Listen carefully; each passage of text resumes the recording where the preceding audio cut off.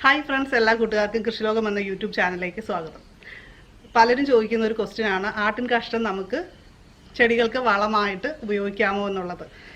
ഇപ്പോൾ ഞങ്ങളുടെ peanut butter plant ആണ്. ഇതിന് നമ്മൾ ആട്ടിൻ കാഷ്ടമാണ് വളമായിട്ട് എപ്പോഴും കൊടുക്കുന്നത്, വേറെ ഒന്നും തന്നെ കൊടുക്കാറില്ല. ഈ ഒരു പ്ലാന്റ് നമ്മൾ നട്ടിട്ട് ശരിക്കും ഒരു വർഷമായിട്ടുള്ളൂ. ഇത് ഫസ്റ്റ് വാങ്ങുന്ന ആ ഒരു സമയത്തുള്ള വീഡിയോയും എൻ്റെ കയ്യിലുണ്ട്. അപ്പോൾ അതുകൊണ്ട് എനിക്ക് കറക്റ്റ് സമയം അറിയാം. ഇത് നമ്മൾ സ്വപ്നചിത്ര നഴ്സറിയിൽ നിന്ന് വാങ്ങിച്ചതാണ്. അപ്പോൾ ആ വീഡിയോസ് നിങ്ങൾക്ക് നോക്കിക്കഴിഞ്ഞാൽ അറിയാൻ പറ്റും ഇത് എത്ര നാളായിട്ടുണ്ടെന്നുള്ളത്. ആദ്യമായിട്ട് പൂക്കുന്നു, ആദ്യമായിട്ട് കായ്ക്കുന്നു, നിറയെ കായ്കളുണ്ടായിട്ടുണ്ട്. അപ്പോൾ നമ്മുടെ ടോപ്പിക്കിലേക്ക് വരാം. ആട്ടിൻ കാഷ്ടം നമുക്ക് വളമായിട്ട് ചേർക്കുമ്പോൾ ശ്രദ്ധിക്കേണ്ട ഒരു കാര്യം എന്ന് പറയുന്നത്, ഇത് പഴകിയ ആട്ടിൻ കാഷ്ടമാണ് നമ്മൾ ചേർത്ത് കൊടുക്കേണ്ടത്. പ്രത്യേകിച്ചും വലിയ ചെടികൾക്ക് നമുക്ക് ഇട്ട് കൊടുത്താൽ വലിയ പ്രശ്നമൊന്നും വരാറില്ല. ഇപ്പോൾ തെങ്ങിനൊക്കെ ഇട്ട് കൊടുത്താലും വലിയ പ്രശ്നമൊന്നും ഉണ്ടാവില്ല. പക്ഷേ ഇപ്പം നമ്മൾ ചെറിയ ചെടികളൊക്കെ നടുമ്പോൾ ആട്ടിൻ കാഷ്ടം ഇട്ട് നട്ട് കഴിഞ്ഞാൽ സംഭവിക്കുന്നത്, അതിൻ്റെ അകത്ത് ചെറിയ പാറ്റ പോലുള്ള സംഭവങ്ങളുണ്ട്. അപ്പോൾ അത് നമ്മുടെ വേരുകളെയും അതുപോലെ ചെടിയുടെ കിഴങ്ങുകളെയും ഒക്കെ ഏത് രീതിയിലുള്ള ചെടിയാണെങ്കിൽ അതനുസരിച്ച് അതിൻ്റെ വേരുകളൊക്കെ നശിച്ചു പോവുകയും ചെടി പെട്ടെന്ന് തന്നെ വാടിപ്പോവുകയും ചെയ്യാറുണ്ട്. കഴിഞ്ഞ ദിവസം കൂടി എനിക്കൊരു ക്വസ്റ്റ്യൻ വന്നതാണ്, നമ്മുടെ ചെടി പെട്ടെന്ന് മാറ്റി നട്ടതിന് ശേഷം ഇതങ്ങ് കരിഞ്ഞു പോയെന്നുള്ളത്. വളമൊക്കെ ചേർത്ത് നന്നായിട്ട് നട്ടതാണ്. ഒരിക്കലും നമ്മൾ ആദ്യമായിട്ട് നടുമ്പോൾ ഒരുപാട് വളം ചേർക്കരുത്. പ്രത്യേകിച്ച് ആട്ടിൻ കാഷ്ടം ചേർക്കുമ്പോൾ പഴകിയതാണെങ്കിൽ നമുക്ക് ധൈര്യമായിട്ട് മിതമായ അളവിൽ ചേർക്കാം, എന്നാൽ ഒരിക്കലും കൂടിയ അളവിൽ ചേർക്കാനും പാടില്ല. ഇതിന് ചൂടുള്ളതുകൊണ്ട് നമ്മൾ ഒരിക്കലും ഫ്രഷ് ആയിട്ടുള്ള ആട്ടിൻ കാഷ്ടം വാങ്ങിച്ചുകൊണ്ട് വന്ന് ചേർക്കരുത്. നമ്മളിത് ഒരു ചാക്കിൽ കെട്ടി വെച്ച് കുറച്ച് കഴിഞ്ഞിട്ട് ഇതൊന്ന് പൊടിഞ്ഞതിന് ശേഷം ഒക്കെ ചേർക്കുന്നതാണ് എപ്പോഴും നല്ലത്. ഞങ്ങൾ സാധാരണ ചെയ്യുന്നത് ആട്ടിൻ കാഷ്ടവും കുമ്മായവും കൂടി മിക്സ് ചെയ്ത് വെക്കും. ഇത് കുറച്ച് പഴകിയതിന് ശേഷമാണ് ചെറിയ ചെടികൾക്ക് കൊടുക്കുക. ആട്ടിൻ കാഷ്ടം പെട്ടെന്ന് പൊടിഞ്ഞ് കിട്ടാൻ നമുക്ക് ചെയ്യാവുന്ന ഒരു കാര്യമുണ്ട്. ഇതിൻ്റെ അകത്ത് കുറച്ച് കുമ്മായം, അതുപോലെ കുറച്ച് കരിയില, അതുപോലെ തന്നെ ചാരം, ഇത് നമുക്ക് ഓരോ ലെയറായിട്ട് ഒരു ചാക്കിൽ ഇട്ട് വെച്ച് നമുക്ക് കെട്ടി വെച്ച് കഴിഞ്ഞാൽ വളരെ പെട്ടെന്ന് നമുക്ക് ഇത് പൊടിഞ്ഞ് കിട്ടും. ഇത് നമുക്ക് ഇടയ്ക്കൊന്ന് നനച്ചുകൂടി കൊടുക്കുകയാണെങ്കിൽ കുറച്ചുകൂടി എളുപ്പമായി. വേനൽക്കാലത്തൊക്കെ നമ്മൾ ആട്ടിൻ കാഷ്ടം ചേർത്ത് കൊടുക്കുമ്പോൾ ശ്രദ്ധിക്കേണ്ട ഒരു കാര്യം, നമ്മൾ നന നിർബന്ധമായിട്ടും കൊടുക്കണം എന്നുള്ളതാണ്. ഇപ്പോൾ ഫിഷ് ടാങ്കിലെ വെള്ളമാണത്.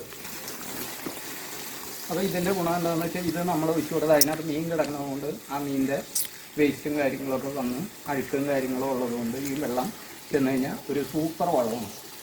ഇതൊക്കെ നമ്മൾ അടുത്ത കൊല്ലം കാണുമ്പോൾ ഈ ചെടിയൊക്കെ ഡബിളായിട്ട് വരുമ്പോൾ ഞങ്ങൾക്കിത് ഉപയോഗിച്ചിട്ട് നല്ല വളർച്ച തോന്നിയിട്ടുണ്ട്.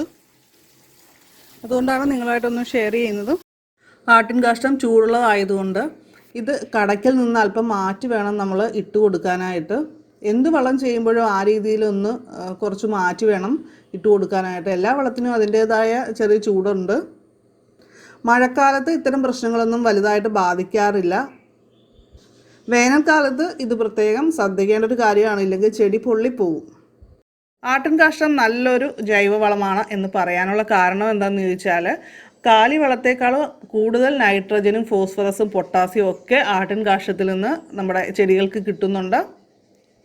അപ്പോൾ ആട്ടിൻ കാഷ്ടം ഉണക്കി പൊടിച്ച് മണ്ണിൽ ചേർത്ത് കൊടുക്കുകയാണെങ്കിൽ, പച്ചക്കറികളിൽ നിന്നൊക്കെ ആണെങ്കിലും നല്ല വിളവ് കിട്ടും. സപ്പോർട്ടയുടെയൊക്കെ വീഡിയോ ഞാൻ അപ്ലോഡ് ചെയ്തിട്ടില്ല, എല്ലാം സ്റ്റോക്കിരിപ്പുണ്ട്, അപ്ലോഡ് ചെയ്യാം. അപ്പോൾ നിങ്ങൾ ചോദിക്കുന്ന ഓരോ വീഡിയോസും ഞാൻ നോട്ട് ചെയ്ത് വെക്കുന്നുണ്ട്, കണ്ടൻറ്റ് നോട്ട് ചെയ്ത് വെക്കുന്നുണ്ട്. തീർച്ചയായിട്ടും അപ്ലോഡ് ചെയ്യാം. അപ്പോൾ ഇത്തിരി വൈകുന്നുണ്ട്, അപ്പോൾ എല്ലാവരോടും ക്ഷമ ചോദിക്കുകയാണ്. നമുക്ക് വന്ന മറ്റൊരു ക്വസ്റ്റ്യനാണ്, കുരുമുളകിന് ആട്ടിൻ കാഷ്ടം ഇട്ട് കൊടുക്കാമോ എന്നുള്ളത്. ഇട്ട് കൊടുക്കാവുന്നതാണ്, പക്ഷേ ആട്ടിൻ കാഷ്ടം നന്നായിട്ട് ഉണങ്ങിയതാണെന്ന് ഉറപ്പുവരുത്തുക. അല്ലാത്ത പക്ഷം അതിൽ ചെറിയ പുഴുക്കളോ കുമിളുകളോ ഒക്കെ ഉണ്ടാവാൻ സാധ്യതയുണ്ട്. അത്തരം ശല്യങ്ങൾ ഉണ്ടാവാനും ചെടിയെ പ്രതികൂലമായിട്ട് അത് ബാധിക്കാനും സാധ്യതയുണ്ട്. നമ്മൾ കോഴിക്കാഷ്ടം ചേർക്കുമ്പോഴും അതേപോലെ തന്നെ ശ്രദ്ധിക്കേണ്ടതുണ്ട്. നമ്മൾ പഴകിയതാണ്, കുറച്ച് നാൾ നമ്മൾ കൂട്ടിയിട്ടതിന് ശേഷമാണ് ഉപയോഗിക്കുന്നതെങ്കിൽ യാതൊരു പ്രശ്നവുമില്ല. ഇല്ലെങ്കിൽ അതിൻ്റെ ചൂട് കാരണം കൊണ്ട് ചെടികൾക്ക് പ്രശ്നം വരാനായിട്ട് സാധ്യതയുണ്ട്. ആട്ടിൻ കാഷ്ടം വളരെ നല്ലൊരു ജൈവവളമാണ് എന്ന കാര്യത്തിൽ സംശയം ആർക്കും ഉണ്ടാവില്ല എന്നെനിക്കറിയാം. അപ്പോൾ തീർച്ചയായിട്ടും നമുക്ക് എല്ലാവർക്കും നല്ല രീതിയിൽ ഉപയോഗിക്കാവുന്നതാണ്. ഇപ്പോൾ ചെടികളൊക്കെ നന്നായിട്ട് വളരുന്നില്ല എന്നൊക്കെ പറയുന്ന ഒരുപാട് പേരുണ്ട്. അപ്പോൾ അവർക്കെല്ലാം ധൈര്യമായിട്ട് ഉപയോഗിക്കാം. അപ്പോൾ ഉപയോഗിക്കേണ്ട രീതി നിങ്ങൾക്ക് മനസ്സിലായല്ലോ. അപ്പോൾ ഈ രീതിയിൽ ഉപയോഗിച്ചാൽ മതി. ഞങ്ങളിവിടെ മിക്കവാറും ഫ്രൂട്ട്സ് ട്രീകൾക്കെല്ലാം ഉപയോഗിക്കുന്നത് ആട്ടിൻ കാഷ്ടം തന്നെയാണ്. നമ്മുടെ സക്കൂലൊക്കെ ഇപ്രാവശ്യം ഒരുപാട് കായ്കളുണ്ടായി കേട്ടോ. അപ്പോൾ അതിനൊക്കെ ഉപയോഗിച്ചത് ഇത് തന്നെയാണ്. നമ്മുടെ ബഡ് ഓറഞ്ചിൻ്റെ വീഡിയോ നിങ്ങൾ കണ്ടു കാണുമല്ലോ. അപ്പോൾ അതിലൊക്കെ നിറയെ കായ്കളുണ്ടായി. നമ്മൾ ഇത് തന്നെയാണ് ഉപയോഗിച്ചത് കേട്ടോ. ഈ പീനട്ട് ബട്ടർ പ്ലാന്റിൻ്റെ ഒരു പ്രത്യേകത എന്ന് വെച്ചാൽ ഇതിൻ്റെ പച്ചയ്ക്ക് കഴിക്കാനാണ് എനിക്ക് കൂടുതൽ ഇഷ്ടം. ഇത് നല്ല കൊളസ്ട്രോളിന് വളരെ നല്ലതാണ്, നമ്മുടെ ഹാർട്ടിൻ്റെ ഹെൽത്തിന് വളരെ നല്ലതാണ്. അപ്പോൾ തീർച്ചയായിട്ടും വളരെ ഈസി ആയിട്ട് നമുക്ക് വെച്ച് പിടിപ്പിക്കാനും പറ്റും. ഒരുപാട് കെയറൊന്നും വേണ്ട. വർഷത്തിലൊരിക്കൽ ഈ പറഞ്ഞ പോലെ ആട്ടിൻ കാഷ്ടം ഇട്ട് കൊടുത്താൽ ധാരാളമായിട്ടുണ്ടാകും. അപ്പോൾ ഇന്നത്തെ വീഡിയോ കൂട്ടുകാർക്ക് ഇഷ്ടമായിട്ടുണ്ടെങ്കിൽ ലൈക്ക് ചെയ്യുക, നിങ്ങളുടെ ഫ്രണ്ട്സിനും ഫാമിലി മെമ്പേഴ്സിനും ഒക്കെ ഒന്ന് ഷെയർ ചെയ്ത് കൊടുക്കുക. നമ്മുടെ കൃഷിലോകം ചാനൽ ഇനിയും സബ്സ്ക്രൈബ് ചെയ്യാനുള്ള കൂട്ടുകാരുണ്ടെങ്കിൽ സബ്സ്ക്രൈബ് ചെയ്യുക, നോട്ടിഫിക്കേഷനായിട്ട് ബെല്ലൈക്കൺ ക്ലിക്ക് ചെയ്ത് ഓളെന്ന് സെലക്ട് ചെയ്യുക. അപ്പോൾ നമുക്ക് മറ്റൊരു വീഡിയോയിൽ മറ്റൊരു അറിവുമായിട്ട് വീണ്ടും കാണാം. നന്ദി, നമസ്കാരം.